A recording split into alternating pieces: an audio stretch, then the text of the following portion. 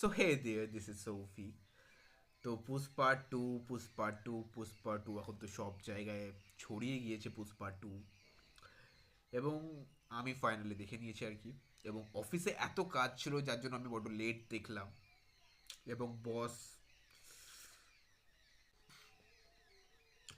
তো আসল কথায় আসি, পুষ্পা 2 সিনেমাটা যদি এক লাইনে ডিক্লেয়ার করি, যারা মাসেস অডিয়েন্স, যারা কমার্শিয়াল সিনেমা দেখতে পছন্দ করে, যাদের মধ্যে যারা সব রকম স্বাদ পেতে চায় সিনেমার মধ্যে, action, adventure, romance, family, emotion, তাদের জন্য পারফেক্ট। আর যারা ইন্টেলেকচুয়াল অডিয়েন্স, যারা মডার্ন এজ অডিয়েন্স, তারা শুধু একটা কথাই বলবে যে হোয়াট দ্য, আপনারা বুঝেই গিয়েছেন। মানে এটা কি ছিল অ্যাকচুয়ালি। এই সিনেমার থেকে আপনারা আল্লু অর্জুনকে সাইড করে দিন আর দেখুন পুষ্পা 2।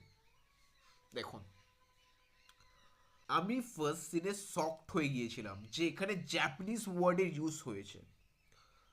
আমি কোনো ইন্ডিয়ান সিনেমা আমি যতদূর জানি আমি দেখিনি জাপানিজ ওয়ার্ডের ইউজ।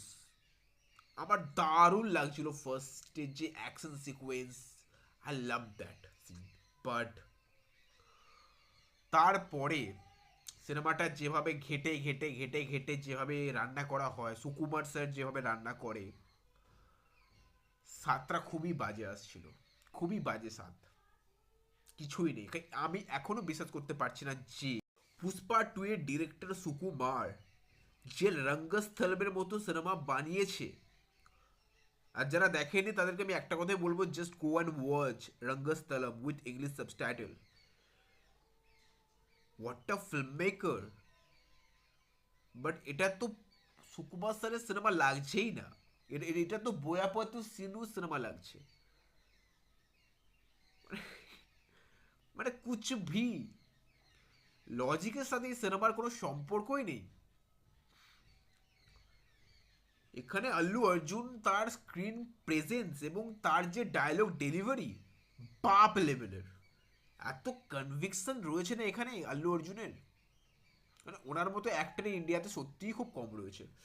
এবং ফারহাদ ফাজিলকে যেভাবে ওয়েস্ট করেছে, আরে উনি one of the best actor of my country ভাই।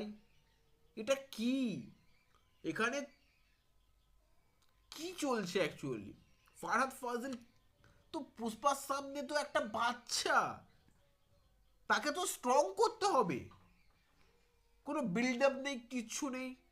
পুষ্পার যে ক্যারেক্টারটা এত স্ট্রং করে দিয়েছে যে ফরহাদ ফাজিল তার সামনে কিছুই না। জাস্ট ভিলেন যদি স্ট্রং না হয় তাহলে সে সিনেমা দেখে মজাটা কি আসবে? আজ যদি অ্যাভেঞ্জার্সে থ্যানোস যদি সেরকম স্ট্রং না হতো, তাহলে কি আমরা এন্ড গেমে এত এনজয় করতে পারতাম? তো ওয়ান টাইম ওয়াচ, ফ্যামিলির সাথে যান, গিয়ে দেখে দেখে আসুন। আমি যার সাথে, সে আমাকে একটা কথাই বললো থিয়েটারে, যে দ্বিতীয়বার যদি কোনো ইন্ডিয়ান সিনেমা আমাকে দেখাও তাহলে সব শেষ। এবার একটু ভাবতে হবে আর কি।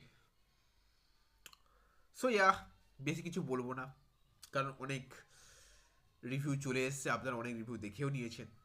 আমি ছোটোখাটো রিভিউয়ার, খুবই সামান্য একজন রিভিউয়ার। আমার ভিডিও এত সময় ধরে দেখছেন তার জন্য খুবই ধন্যবাদ। যারা দেখছেন তাদের কথা বলছি আমি। এবং ক্লাইম্যাক্সে যেটা দেখিয়েছে সেটা একদম আননেসেসারি, কোনো দরকারই ছিল না। পার্ট 3 করতে হবে, যার জন্য তাড়াহুড়ো করে যে কোনো একটা কিছু দেখিয়ে দিয়েছে। আর ওটা ফারহাদ ফাজিল ছিল না। ওনার হাত দেখলে আপনি বুঝতে পারবেন যে ওটা ওনার হাত জ্বলছে। তো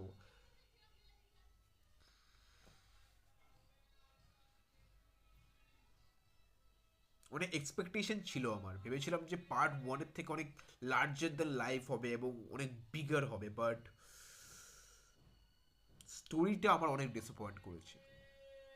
বাট আল্লু অর্জুনের কথা যদি বলি, 5 out of 5, no doubt about it. কারণ সে যে পারফরমেন্স দিয়েছে, টপ নচ। আর একটা যাত্রা একটা সিন রয়েছে, সেই সিনটা দেখার সময় আমার ঘুষ বাম্পস চলে এসেছিল, জাস্ট ওই একটা সিনে। টপ নোট ছিল ওটা। তো